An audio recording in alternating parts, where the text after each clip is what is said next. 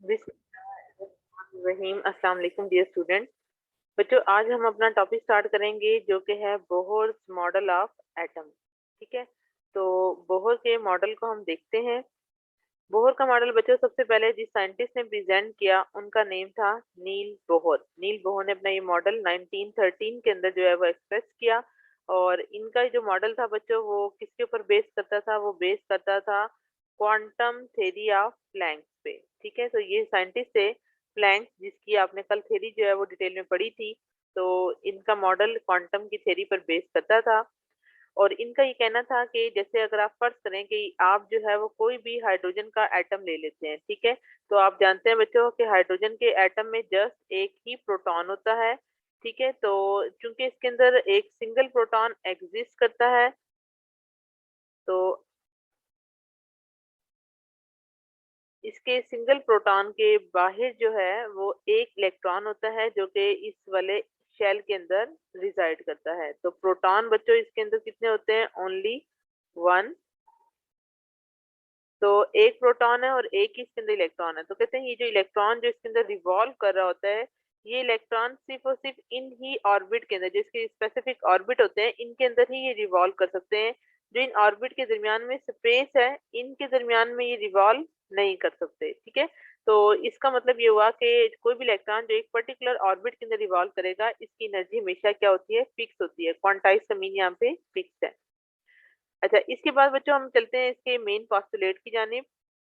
इसका सबसे पहला जो फर्स्ट वन पोस्टुलेट था वो ये था कि इलेक्ट्रॉन जो है वो एक पर्टिकुलर ऑर्बिट के अंदर क्या करते हैं? न्यूक्लियस के इर्द गिर्द रिवॉल्व करते हैं। बेटे ये एक मैंने वैसे जनरल एटम लिया है तो आपको समझाने के लिए कि इलेक्ट्रॉन जब एक पर्टिकुलर ऑर्बिट में रहता है, जैसे यहाँ देखें कि इसका यहाँ पे शेल नंबर 1 होगा। इसी तरह अगर आप बात करेंगे इसकी के इन केस ऑफ इसमें इसका शेल नंबर 2 होगा। और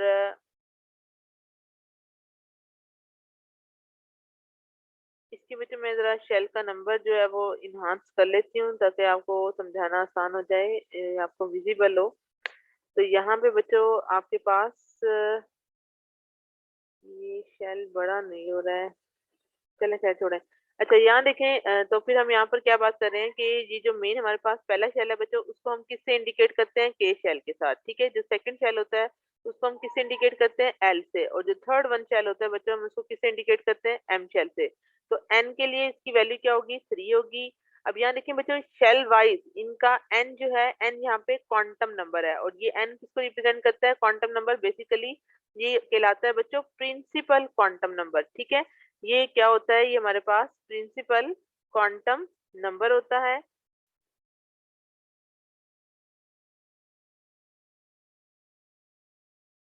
तो इसको जब हम लिखते हैं तो बच्चों ये होता है हमारे पास प्रिंसिपल क्वांटम नंबर। ठीक है, तो ये जो प्रिंसिपल क्वांटम नंबर है इसकी वैल्यू हमारे पास काफी ज्यादा होती है। तो ये होता है हमारे पास मेन प्रिंसिपल क्वांटम नंबर। ठीक है, इसको हम प्रिंसिपल क्वांटम नंबर भी कह देते हैं, सिंपल एन क्वांटम नंबर का भी नाम दे देते हैं। तो ये जो प्रिंसिपल क्वांटम नंबर है, तो ये प्रिंसिपल क्वांटम नंबर बेसिकली इनके शेल के नंबर को रिप्रेजेंट कर रहा होता है। तो चूंकि ये इनके अंदर शेल का नंबर है, तो ये शेल का नंबर हर इलेक्ट्रॉन का एक पर्टिकुलर होगा। अगर पहला इलेक्ट्रॉन है या फर्स्ट 2 इलेक्ट्रॉन होते हैं वो पहले शेल में रोटेट करते हैं, इट मीन इलेक्ट्रॉन की रेवोल्यूशन आउटसाइड द न्यूक्लियस होगी और इन पर्टिकुलर ऑर्बिट में होगी जिनके साथ एक पर्टिकुलर क्वांटम नंबर की वैल्यू एसोसिएटेड है। पर्टिकुलर क्वांटम नंबर क्या है? क्वांटम नंबर से मुराद यहाँ पे प्रिंसिपल क्वांटम नंबर है जो कि इनके शेल के नंबर को रिप्रेजेंट कर रहा है। और इस एक पर्टिकुलर शेल में के शेल की एनर्जी भी फिक्स है और इनका क्वांटम नंबर भी बच्चों क्या होगा? हमेशा फिक्स होगा।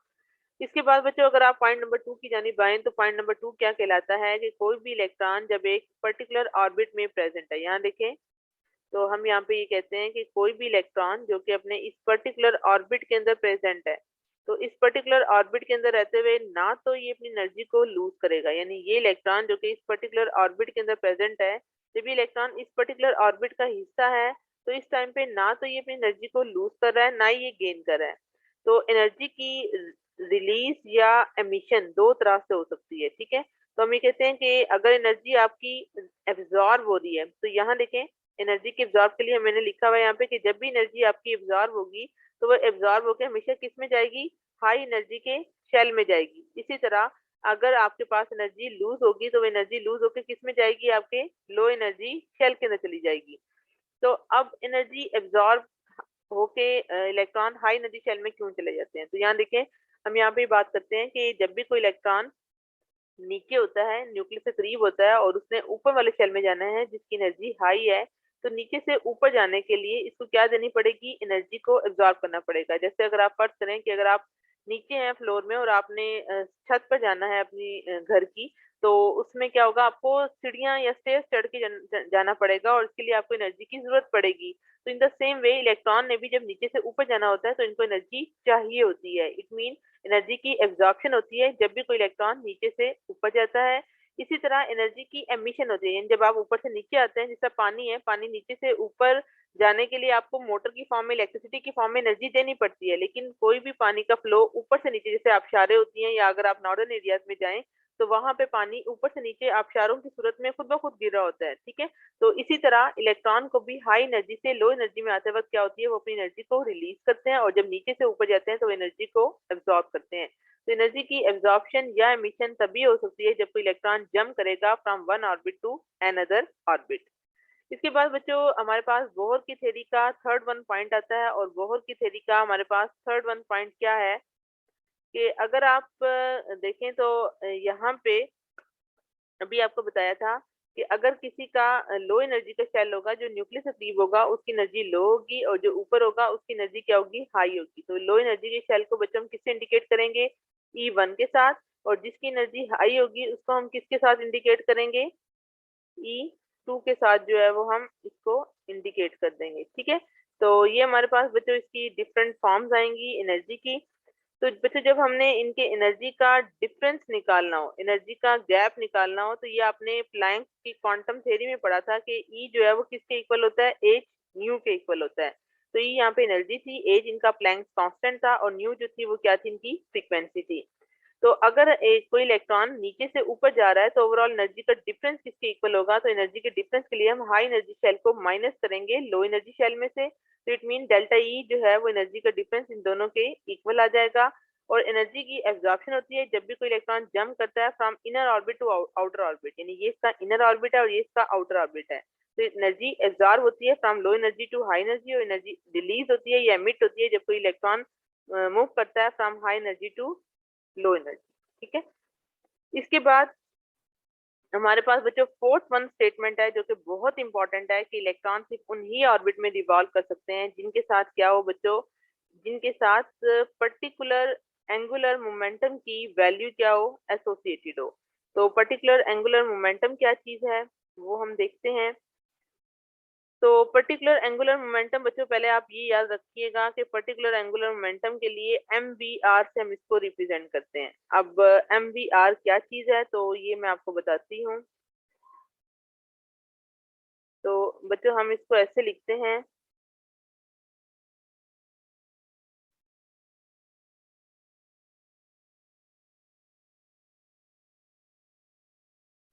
तो बच्चों हम इसको ऐसे लिखते हैं, एम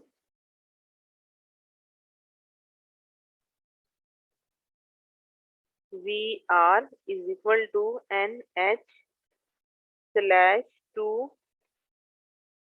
पाई, ठीक है। अब चूंकि मेरे लिए पाई का सिंबल डालना पॉसिबल नहीं है तो बच्चों मैं इसको फिर ऐसे ही लिख रही हूँ।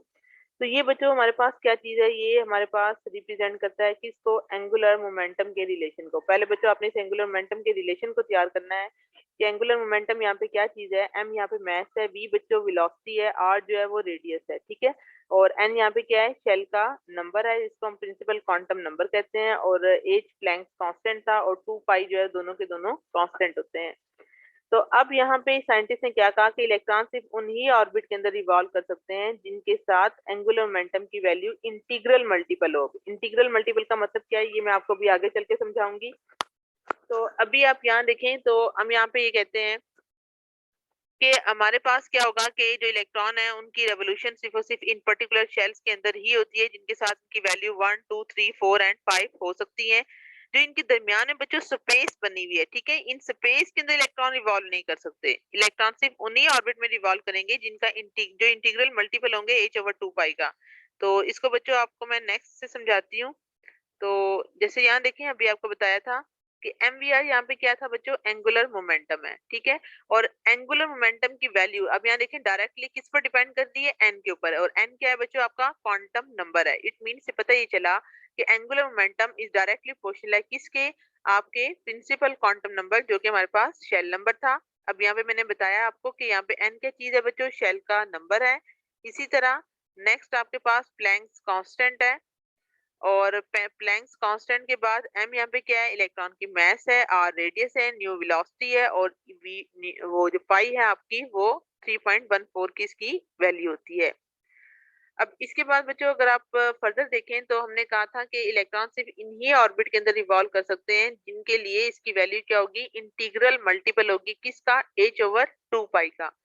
तो अब ये इंटीग्रल मल्टीपल किस तरह से है, तो बच्चों अगर आप इसके अंदर देखें तो यहाँ से आपको आइडिया होगा कि फर्स्ट करते हैं हम इसके लिए फार्मूला देखते हैं कि ये हमारे पास मेन इसका फार्मूला था किसका बच्चों, ये हमारे पास फार्मूला था एंगुलर मोमेंटम का, ठीक है। ये हमारे पास एंगुलर मोमेंटम का फार्मूला है। अब एंगुलर मोमेंटम में बच्चों एन क्या है, एन की वैल्यू भी आपको बताया कि ये 1 हो सकती है, 2, 3 एंड 4 एंड सो ऑन। तो अगर हमारे पास पहला शेल है तो पहले शेल के लिए एंगुलर मोमेंटम किसके इक्वल होगा, सिंपल 1h/2 के इक्वल होगा। तो इसको हम 1h/2 नहीं लिखते, बल्कि इसकी जगह पे हम क्या लिख देते हैं कि 1 का मीन सिंपल यही होता है कि ये क्या है आपके पास h/2 है। इसी तरह अगर n की वैल्यू 2 हो तो ये आपके पास क्या हो जाएगा, 2h/2 के इक्वल होगा। इसी तरह अगर आपके पास शेल की वैल्यू थर्ड होगी तो एंगुलर मोमेंटम की वैल्यू इसके लिए 3h/2 होगी। इट मीन आपने इन सब में क्या नोट किया कि जो h/2 है ये आपका फिक्स है, सिर्फ n की वैल्यू चेंज हो रही है। इसलिए हमने कहा था कि एंगुलर मोमेंटम डायरेक्टली किस पर डिपेंड करता है, प्रिंसिपल क्वांटम नंबर के। और चूंकि ये 1, 2, 3, 4 है इसलिए हम इसे कहते हैं इंटीग्रल मल्टीपल के, इसमें एक एक डिजिट का आप इजाफा करते चले जाएं तो ये इसका इंटीग्रल मल्टीपल बनता है।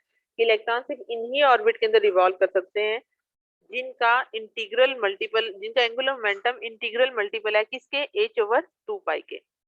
तो इससे आसान लफ्जों में क्या पता चला कि इलेक्ट्रॉन की रेवोल्यूशन सिर्फ इन्हीं शेल्स में है जिनके लिए एंगुलर मोमेंटम फिक्स है।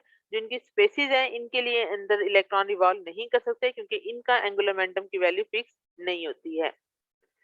अब इसके बाद बच्चों हमने अभी कैलकुलेट करना है रेडियस जो कि रिवॉल्विंग इलेक्ट्रॉन का है। तो यहाँ पे आपकी बुक में रेडियस और प्लस एनर्जी लिखा होगा, तो मैं आज आपके टॉपिक में आपको सिर्फ रेडियस की कैलकुलेशन बताऊंगी। तो रेडियस की कैलकुलेशन बच्चों देखें यहाँ पे, तो हम यहाँ पे कहते हैं कि फर्स्ट क्या हमारे पास ये एक एटम है जो कि हमने किसका ले लिया बच्चों, हाइड्रोजन का यहाँ पे ले लिया है, ठीक है। तो जो हाइड्रोजन का एटम है, हाइड्रोजन के एटम को हम यहाँ पे रिप्रेजेंट कर रहे हैं किसके साथ, यहाँ पे इलेक्ट्रॉन जो है वो रिवॉल्व कर रहा है एटम में जिसका न्यूक्लियर चार्ज Z की वैल्यू 1 है। बच्चों यहाँ पे Z क्या चीज है, Z आपका बेसिकली एटॉमिक नंबर है। तो ये आपका क्या चीज है, ये आपका एटॉमिक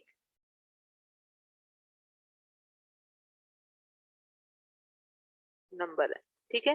तो अब यहाँ पे हम ये कहते हैं कि इस इलेक्ट्रॉन को जब रिवॉल्व करना है तो बच्चों इस पे दो तरह की फोर्सेस लगेंगी। एक इलेक्ट्रॉन पर फोर्स लगेगी न्यूक्लियस की जिसको हम कहते हैं न्यूक्लियस की फोर्स ऑफ अट्रैक्शन, और इस फोर्स ऑफ अट्रैक्शन को हम किससे रिप्रेजेंट करेंगे, इसके कूलम लॉ के साथ, ठीक है। अब यहाँ पे जो इम्पोर्टेंट बात है वो ये है कि इसकी जो ये फोर्स ऑफ अट्रैक्शन है,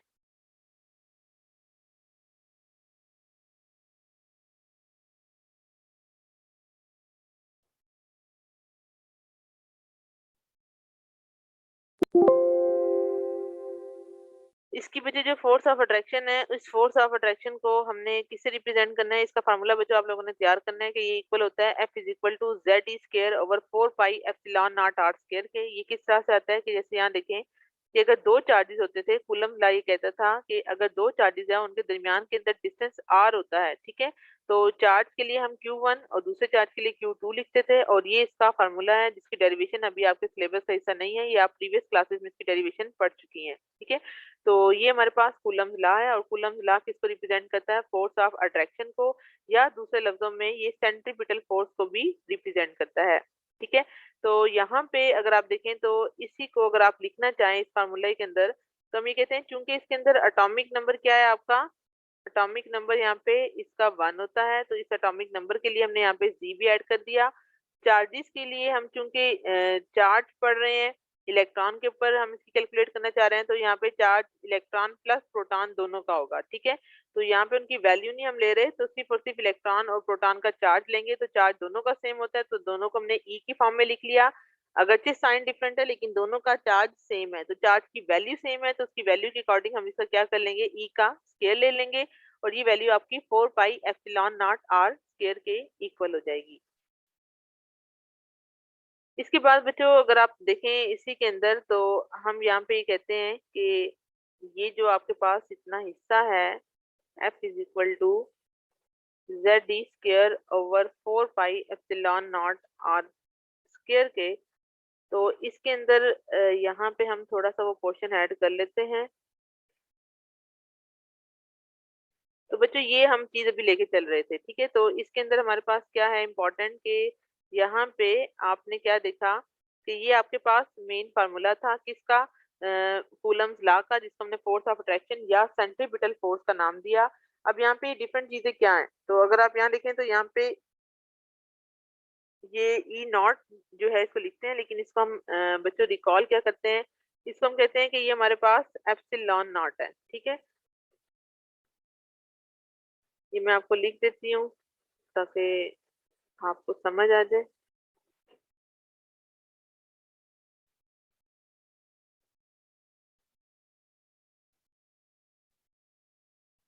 तो इसको अगर मैं आपको कैपिटल करके दिखाती हूँ,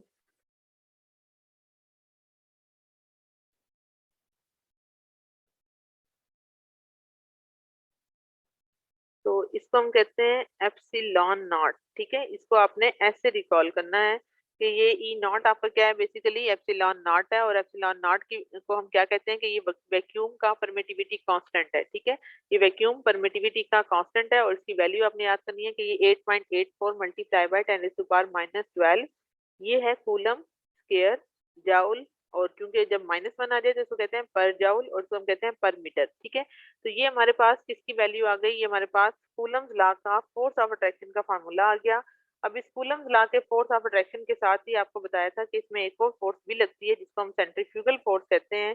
तो यहाँ देखें अगर आप पिछली स्लाइड में, तो यहाँ देखें कि एक इस पे फोर्स ऑफ अट्रैक्शन लगती है और एक इस पे सेंट्रीफ्यूगल फोर्स लगती है, जो कि इसको एक यूनिफॉर्म मोशन में रहने पे मजबूर करती है। तो ये सेंट्रीफ्यूगल फोर्स का फार्मूला आपने तैयार करना है कि ये भी इक्वल होता है F is equal to M V square over R के। तो ये दोनों फार्मूलाज आपने फिजिक्स की बुक में 9th 10th में या अपनी इसके अंदर फिजिक्स में पढ़ा होगा डिटेल में।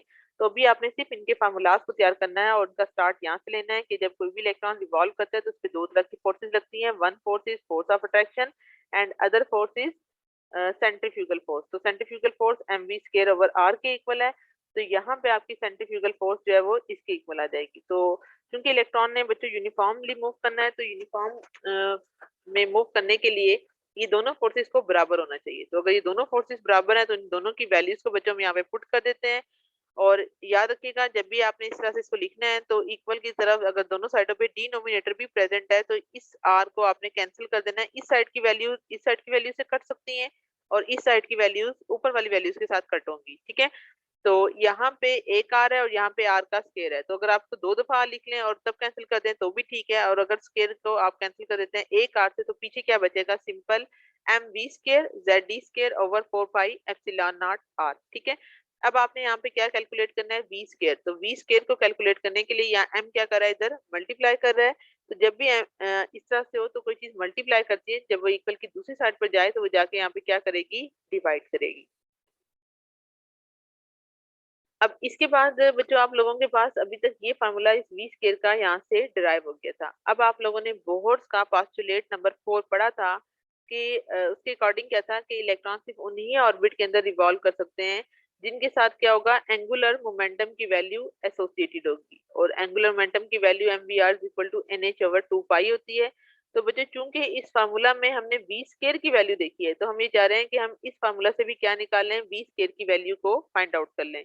तो वी स्केयर की वैल्यू को फाइंड आउट करने के लिए हम क्या करेंगे कि इन दोनों साइडों का स्केयर ले लेंगे। जब आप दोनों साइडों का स्क्वायर लेंगे और इसको आप ओपन करेंगे तो आपके पास ये फॉर्मूला बनेगा, that is M square V square R square over N square H square over 4 pi square. तो यहाँ से आपने क्या कैलकुलेट करना है, दैट इज वी स्क्वायर। तो आर स्क्वायर और एम स्क्वायर इस साइड पे है, तो जब ये इक्वल के इस तरफ जाएंगे तो दोनों जाके यहाँ पर क्या करेंगे, डिवाइड करेंगे। अब यहाँ देखिए हमारे पास बच्चों दो तरह की वी की वैल्यूज आ गई हैं। एक वी की वैल्यू वो है जो कि आपके पास ऊपर दी गई है, जो कि आपने किससे निकाली थी, अपने इस रिलेशन से निकाली थी, जो आपने सेंट्रीफ्यूगल फोर्स और सेंट्रीफ्यूगल फोर्स से निकाली थी, यानी कूलम्ब लॉ के अट्रैक्शन से। और दूसरी जो है आपने बोहर के पास्टुलेट से वी स्क्वायर की वैल्यू को फाइंड आउट किया था। अब हम क्या करेंगे बच्चों, इन दोनों वी स्क्वायर की वैल्यूज को एक दूसरे के साथ कंपेयर करेंगे। तो जब आपने इसको कंपेयर किया तो कंपेयर करने पे पता ही चलेगा कि ये आपके पास वो वी की वैल्यू है, ये आपके पास वो वी की वैल्यू है जो कि आपने कूलम्ब लॉ वाली है और सेंट्रीफ्यूगल फोर्स वाली है। और ये एक जो है वो आपके पास यहाँ पे आपने इसका जब स्केल ले लिया था तो यहाँ पे बोर्ड के पास्टुलेट से ये वी की वैल्यू आ गई थी। ठीक है, तो अब यहाँ देखें इक्वल के ऊपर जानिब दोनों चीजें से मुख्तलिफ हैं तो इनकी कटिंग नहीं हो सकती, लेकिन जब आप इस तरफ आएंगे तो ये 4 इस 4 से कट हो जाएगा, ये पाई इस पाई की पावर से कट होगा, ये आर इस आर की पावर से कट होगा और ये एम इस एम की पावर से कट आउट हो जाएगा।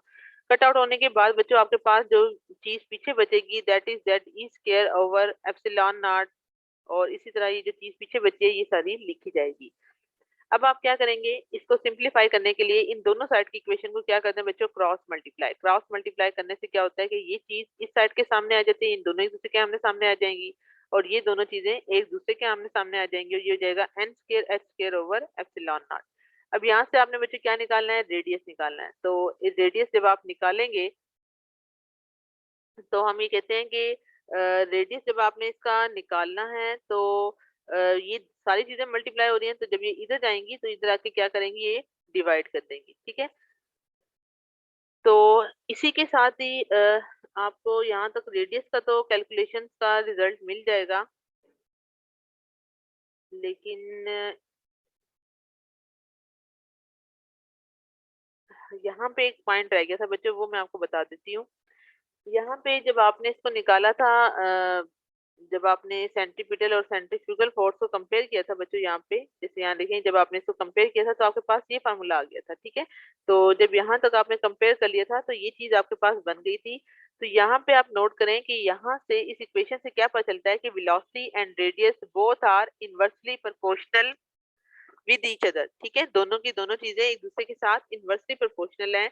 तो इससे हमें किस बात की समझ आती है, तो बच्चों इस चीज से हमें किस चीज का आइडिया मिलता है कि हम ये कहते हैं कि वो इलेक्ट्रॉन जो कि न्यू फर्स्ट करें ये हमारे पास न्यूक्लियस है। ठीक है, तो अब अगर ये आपका न्यूक्लियस है और ये आपका इलेक्ट्रॉन के शेल जो है फर्स्ट करें अगर हम यहाँ पे ड्रा कर रहे हैं, तो इनका कहना ये था कि अगर तो ये आपका एक मिनट में जरा इसको थोड़ा सा कलर कर लूं ताकि